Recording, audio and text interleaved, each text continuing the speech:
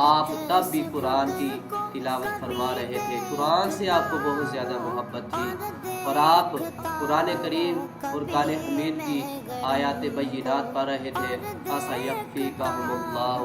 وَهُوَ السَّمِيعُ الْعَلِيمُ، کہ اللہ ہمیں کافی ہے، بس وہ سننے والا، وہ جاننے والا ہے۔ جب آپ کو شہید کر دیا گیا، حضرت امام حسین رضی اللہ تعالیٰ عنہ کے اوپر تو 7 دن تک پانی بند رہا، لیکن حضرت سیدنا عثمان غنی رضی اللہ تعالیٰ عنہ وہ صحابی ہے کہ جن کے اوپر 40 دن تک پانی بند رہا، کھانا پینا بند رہا،